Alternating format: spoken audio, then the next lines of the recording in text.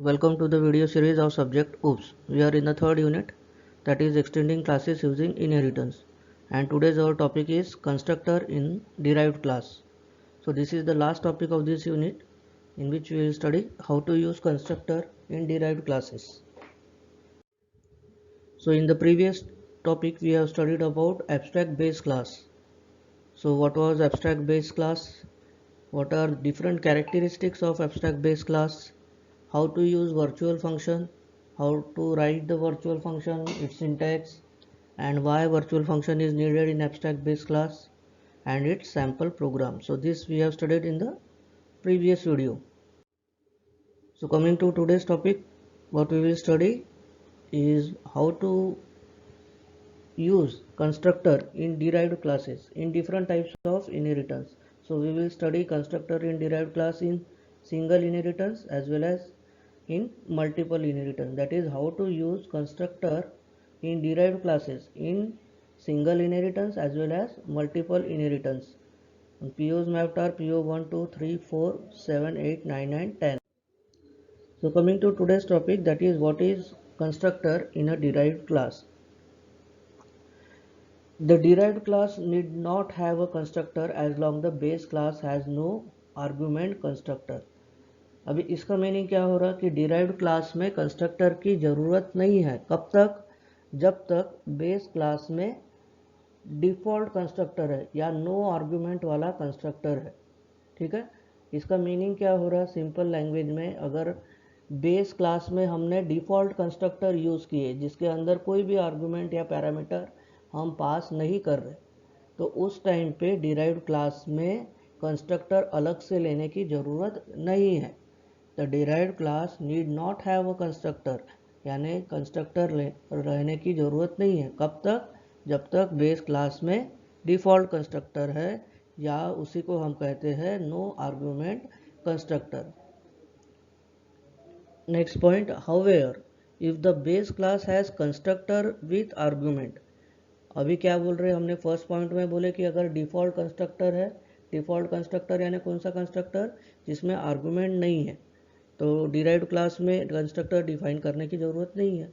But अभी ये second point क्या बोल रहा है कि if the base class has constructor with argument, यानी बेस क्लास में पैरामीटराइज कंस्ट्रक्टर है. ठीक है, यानी आर्गुमेंट के साथ वाला कंस्ट्रक्टर है, then it is mandatory for the derived class. तो मैंडेटरी यानी कंपलसरी क्या हो जाएगा डिराइव्ड क्लास में? टू हैव अ कंस्ट्रक्टर, यानी कंस्ट्रक्टर लिखना हमको ज़रूरी है, and pass the arguments to the base class constructor. तो डिराइव्ड क्लास में हमको कंस्ट्रक्टर लिखना पड़ेगा और उसको आर्ग्यूमेंट्स पास करना पड़ेगा. किसको? बेस क्लास के कंस्ट्रक्टर को, थ्रू डिराइव्ड क्लास. ठीक है, तो ये दो पॉइंट समझ में आए हैं कि अगर पहला पॉइंट क्या बता रहा है कि बेस क्लास में अगर डिफ़ॉल्ट कंस्ट्रक्टर है विथ नो आर्गूमेंट, तो हमको डिराइव्ड क्लास में उसको लेने की ज़रूरत नहीं है. सेकंड पॉइंट क्या बता रहा कि अगर बेस क्लास में पैरामीटराइज्ड वाला कंस्ट्रक्टर है, तो डिराइव्ड क्लास में हमको उसके आर्गूमेंट पास करना पड़ेगा, इसलिए डिराइव्ड क्लास में हमको कंस्ट्रक्टर लिखना पड़ेगा. When an object of a derived class is created, जब भी हम वो डिराइव्ड क्लास का ऑब्जेक्ट क्रिएट करेंगे. ऑब्जेक्ट कहाँ पे क्रिएट करते हैं? मेन फंक्शन में. The constructor of the base class is executed first. अभी ये लाइन मेन है, इंपॉर्टेंट है. जब भी हम डिराइव्ड क्लास के कंस्ट्रक्टर या तो डिराइव्ड क्लास का ऑब्जेक्ट क्रिएट करेंगे मेन फंक्शन में, तो सबसे पहले कौन एग्जीक्यूट करेगा?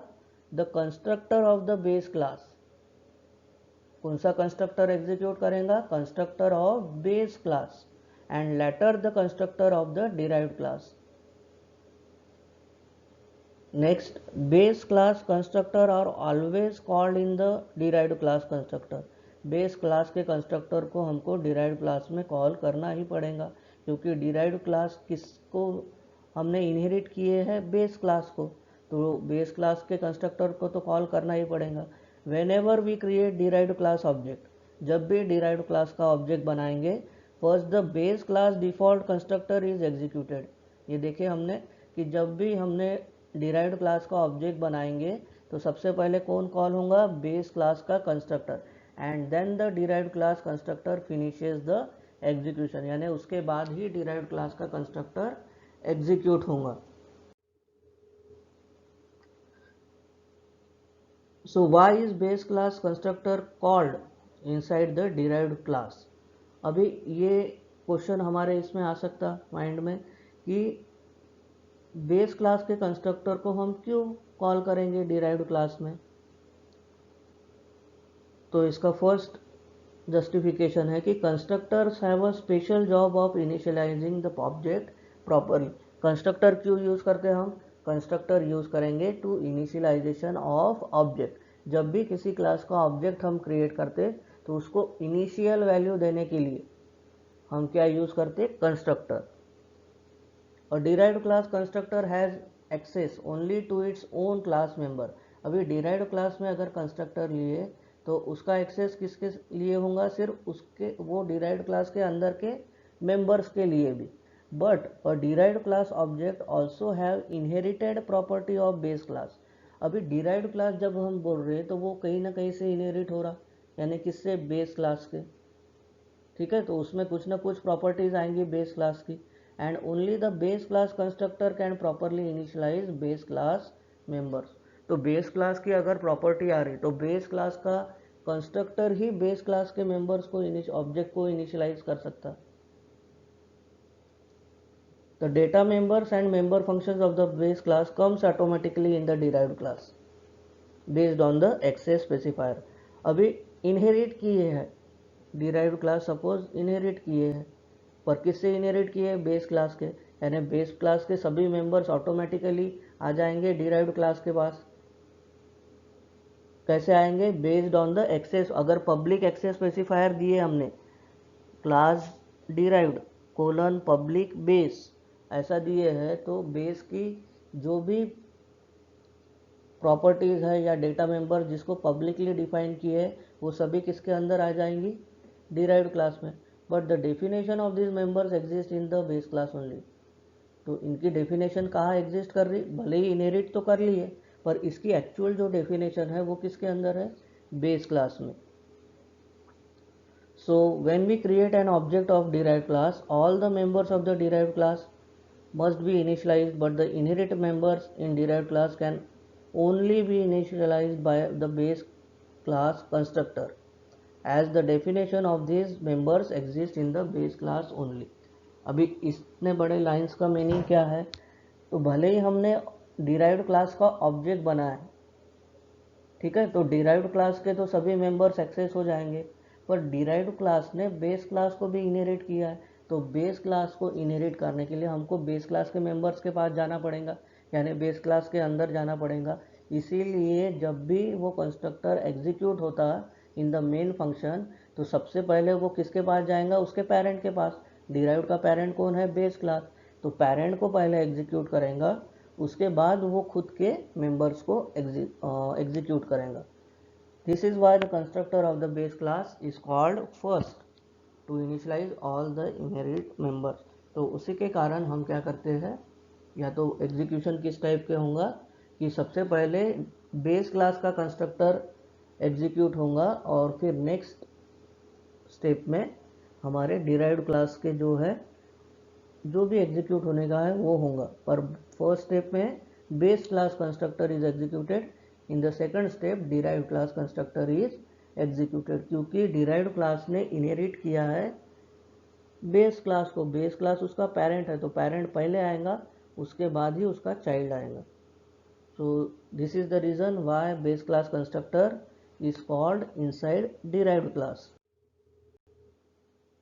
अभी सिंगल इनहेरिटेंस में ऐसा इसको कैसे यूज़ करेंगे वो हम देखते हैं। तो एक सिंपल बेस क्लास बनाए, सिंगल इनहेरिटेंस यानी एक पेरेंट एक चाइल्ड, ये कंसेप्ट है। तो क्या किए हमने, एक बेस क्लास बनाए पेरेंट नाम से पब्लिक, ठीक है, और पेरेंट नाम, अभी ये फंक्शन है मेंबर फंक्शन, बट इसका नाम और क्लास का नाम क्या है, सेम है, यानी ये कंस्ट्रक्टर है। और इसको रिटर्न टाइप भी नहीं है, यानी ये क्या है, कंस्ट्रक्टर। फंक्शन कैसे पहचाने, with the help of brackets, ठीक है, ब्रैकेट दे दिए यानी फंक्शन है, बट फंक्शन का नाम और क्लास का नाम सेम है, रिटर्न टाइप नहीं है, यानी ये क्या हो गया, कंस्ट्रक्टर। अभी ये कंस्ट्रक्टर या ये फंक्शन को कोई आर्गूमेंट है क्या, नहीं है, ब्लैंक है, एम्प्टी है, नील है, ठीक है, नल वैल्यू असाइंड है। तो ये डिफ़ॉल्ट कंस्ट्रक्टर है क्योंकि इसको आर्गूमेंट नहीं पास किया अपन ने, ठीक है ना। तो ये डिफ़ॉल्ट कंस्ट्रक्टर हो गया। तो इसको डिफाइन किए कि क्या हो जाएगा, ये सी आउट करेगा, सिंपल है, इनसाइड द बेस क्लास। ये जब भी एग्जीक्यूट होगा फंक्शन तब क्या प्रिंट करेगा, inside the base class. And यानी एंड लाइन यानी नेक्स्ट लाइन पे वो प्रिंट करेगा। फंक्शन क्लोज किए और क्लास को क्लोज किए। अभी एक चाइल्ड क्लास बना, चाइल्ड का नाम दिए चाइल्ड, तो क्लास चाइल्ड इनहेरिट कर रहे, कोलन दिए पब्लिक पेरेंट। पब्लिक पेरेंट से क्या होगा, जो भी पब्लिकली स्पेसिफाइड है पेरेंट में वो सभी आ जाएंगे इनटू द चाइल्ड। तो पब्लिक पेरेंट यानी बेस क्लास का नाम इज पेरेंट। तो पब्लिक इसने क्या किया, चाइल्ड नाम से कंस्ट्रक्टर बनाया और इसने क्या दिया, cout inside the sub class और चाइल्ड क्लास। तो ये सिंपल दो क्लास बनाए, एक base parent class that is called as parent और एक derived class that is called as child. दोनों में कंस्ट्रक्टर है, डिफॉल्ट कंस्ट्रक्टर है, देखो पेरेंट एंड चाइल्ड। तो जब भी मेन में क्या करेंगे अपन, सबसे पहले बनाएंगे चाइल्ड का ऑब्जेक्ट और चाइल्ड का ऑब्जेक्ट जैसे ही कॉल होगा कंस्ट्रक्टर को तो सबसे पहले कौन सा एग्जीक्यूट होगा, पेरेंट वाला कंस्ट्रक्टर, उसके बाद चाइल्ड वाला कंस्ट्रक्टर। तो चाइल्ड ऑब्जेक्ट, चाइल्ड का ऑब्जेक्ट बनाए, चाइल्ड नाम से क्लास है उसका ऑब्जेक्ट। अभी कंस्ट्रक्टर को कॉल करने की, हम डिफ़ॉल्ट कंस्ट्रक्टर को कॉल करने की अलग से ज़रूरत नहीं है, ठीक है। तो डायरेक्ट चाइल्ड ऑब्जेक्ट जैसे ही बनाए और रिटर्न ज़ीरो किए। रिटर्न ज़ीरो क्यों किए, क्योंकि मेन का रिटर्न टाइप दिए है इंटीजर, तो रिटर्न, अगर वॉइड मेन देते तो गेट सी एच लिखते, ठीक है। तो जैसे ही ये चाइल्ड ऑब्जेक्ट बनेगा, चाइल्ड का ऑब्जेक्ट बनेगा ओबीजे, वैसे ही सबसे पहले किसके पास जाएगा, पेरेंट के पास, वो एग्जीक्यूट करेगा इनसाइड द बेस क्लास वाला स्टेटमेंट। और नेक्स्ट डिराइव्ड क्लास के पास आएगा, वो एग्जीक्यूट करेगा कि cout inside the base class. तो आउटपुट क्या आता, तो output is inside the base class यानी फर्स्ट लाइन पे क्या प्रिंट करेगा, इनसाइड द बेस क्लास यानी कौन सा वाला प्रिंट कर रहा, ये वाला पार्ट यानी पेरेंट कंस्ट्रक्टर इज कॉल्ड। और सेकंड पार्ट में इनसाइड द सब क्लास यानी ये वाला यानी चाइल्ड कंस्ट्रक्टर इज कॉल्ड। तो इस टाइप से हम डिराइव्ड क्लास में डिफ़ॉल्ट कंस्ट्रक्टर को यूज़ कर सकते हैं ऑफ द बेस क्लास। हमेशा याद रखने का है कि बेस क्लास का कंस्ट्रक्टर ही कॉल होगा पहले, उसके बाद कॉल होगा डिराइव्ड क्लास का कंस्ट्रक्टर। तो ये हो गया सिंगल इनहेरिटेंस के लिए। तो वही हमको देखना क्या है फॉर मल्टीपल इनहेरिटेंस। अभी मल्टीपल इनहेरिटेंस में जनरली क्या होता, टू पेरेंट्स रहेंगे, उसका एक ही चाइल्ड रहता। सपोज मदर फादर है, उनका एक सन या डॉटर। तो उसी टाइप से हम क्लास बनाए। तो पेरेंट वन लिए, क्लास का नाम वन, इसमें पेरेंट वन नाम का constructor inside the first base class, parent two inside the second base class. तो ये दोनों हो गए पेरेंट। अभी मल्टीपल इनहेरिटेंस है तो दो पेरेंट एक चाइल्ड, तो चाइल्ड क्लास बनाना पड़ेगा और चाइल्ड क्लास किसको इनहेरिट करेगा, दोनों को। तो क्या लिखेंगे अपन, class child colon public parent one comma parent two. देखो वही लिखे हैं, class child public parent one comma public parent two. Public अभी चाइल्ड का कंस्ट्रक्टर इनसाइड चाइल्ड क्लास, ठीक है। ये कंस्ट्रक्टर का कंसेप्ट समझा है। कंस्ट्रक्टर का नाम, क्लास का नाम सेम, नो रिटर्न टाइप, कुछ भी नहीं है फंक्शन में, तो वो क्या है, डिफ़ॉल्ट कंस्ट्रक्टर। अगर पैरामीटराइज्ड है तो ये जो फंक्शंस है इसके अंदर उसके पैरामीटर्स देंगे, जैसे इंटीजर है जो भी देने का। तो लास्ट प्रोग्राम से हमको कंसेप्ट समझ में आया है। अभी मेन फंक्शन में क्या हम करेंगे अपन, ये चाइल्ड का ऑब्जेक्ट बनाएंगे। चाइल्ड का ऑब्जेक्ट से हम ऑटोमेटिकली जाएंगे, पेरेंट वन सबसे पहले कौन होगा, पेरेंट वन, फिर उसके बाद पेरेंट टू एग्जीक्यूट होगा और लास्ट में एग्जीक्यूट होगा हमारा चाइल्ड क्लास का कंस्ट्रक्टर। तो ऑब्जेक्ट बना लिए चाइल्ड का ओबीजे। अभी डिफ़ॉल्ट है तो कॉल अलग से करने की ज़रूरत नहीं, यानी OBJ dot parent one, OBJ dot parent two, OBJ dot child, क्योंकि डिफ़ॉल्ट है। कंस्ट्रक्टर का काम वही है कि automatic initialization of object, object को ऑटोमेटिकली इनिशियलाइज करेगा, कॉल करने की ज़रूरत नहीं है। तो उससे रिटर्न ज़ीरो किए, रिटर्न ज़ीरो करने से आउटपुट क्या आएगा, inside the first base class जो किसके पास एग्जिस्ट कर रहा, पेरेंट वन के पास, inside the second base class parent to के पास, और चाइल्ड वाला एग्जीक्यूट होगा। अभी इसमें इंपॉर्टेंट पॉइंट्स टू रिमेंबर है कि क्या है कि when ever the derive class default constructor is called the base class default constructor is called automatic. वही है, जब भी डिराइव्ड क्लास का ऑब्जेक्ट कंस्ट्रक्टर को कॉल करेगा तो सबसे पहले एग्जीक्यूट कौन होगा, बेस क्लास का कंस्ट्रक्टर, क्योंकि ये जो डिराइव्ड क्लास है ये इनहेरिट कर रहा सभी को, बेस क्लास के मेंबर्स को। तो पहले कौन एग्जीक्यूट होगा, हमेशा बेस क्लास का कंस्ट्रक्टर, उसके बाद ही डिराइव्ड क्लास का। To call the parameterized constructor of a base class inside the parameterized constructor of the subclass, we have to mention it explicitly। अगर अभी हमने दोनों एग्जांपल दिखे डिफ़ॉल्ट कंस्ट्रक्टर के जिसमें पैरामीटर्स नहीं है, एक भी इसमें पैरामीटर्स नहीं है, पर पैरामीटराइज कंस्ट्रक्टर में वो कंस्ट्रक्टर के अंदर अपन पैरामीटर पास करेंगे, तो उस टाइप पे हमको उसको एक्सप्लिसिटली यानी डिफाइन करना पड़ेगा कि कौन से अलग अलग पैरामीटर्स हमको देने का है अलग अलग कंस्ट्रक्टर्स में, तो ये हमको मेंशन करना मैंडेटरी।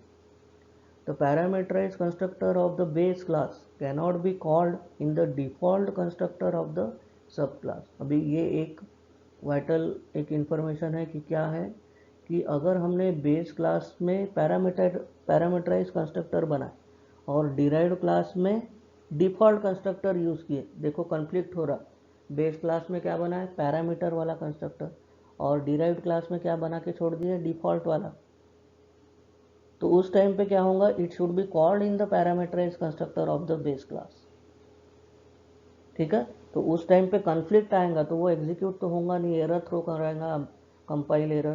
तो जो डिफ़ॉल्ट बेस क्लास में हमने लिए है पैरामीटराइज लिए, तो डिराइव्ड क्लास में भी पैरामीटराइज ही लेने का। बेस क्लास में डिफ़ॉल्ट कंस्ट्रक्टर लिए तो इसमें भी डिफ़ॉल्ट ही लेने का है। ठीक है, तो ये पॉइंट्स हमको हमेशा ध्यान में रखने का है। MSBT क्वेश्चंस, ये डिफाइन कंस्ट्रक्टर इन डिराइव्ड क्लास, ये सिंपल 2 मार्क्स के लिए आता है एग्जाम में। Explain constructor in derived class with example, ये 4 मार्क्स का क्वेश्चन है। कोई भी टाइप का इनहेरिटेंस, सिंगल इनहेरिटेंस कंसिडर करने का है, सबसे सिंपलेस्ट टाइप है उसका, और उसको किसी एग्जाम्पल के साथ उसको एक्सप्लेन करने का है। Explain with suitable example how constructor in derived class is implemented in. अभी ये 6 मार्क्स का प्रोग्राम, तो सिर्फ एक टाइप दे के चलेगा नहीं, तो दो अलग अलग, जैसे मैंने लिया था सिंगल इनहेरिटेंस का एक एग्जाम्पल और मल्टीपल का एक, तो दोनों अगर तुमने लिख लिए तो ये 6 मार्क्स हमारे कंफर्म हो जाएंगे। यानी दो अलग अलग टाइप के कंस्ट्रक्टर इन डिराइव्ड क्लास हम उसको इम्प्लीमेंट करके दिखा रहे। So what we have learn today is what are constructor in derived class, constructor in derived class in single inheritance and in multiple inheritance। So thanks for watching this video lecture। In the next video we will continue our fourth unit। तो third unit यहाँ पे complete हो गया, पूरा inheritance का unit, very very important unit है। 35 to 40% of weightage जो MSBT का है वो ये यूनिट के ऊपर रहेगा, इनहेरिटेंस के ऊपर 35%, यानी कम से कम 20 से 24 मार्क ये यूनिट हमको गेन करना पड़ेगा। So thanks.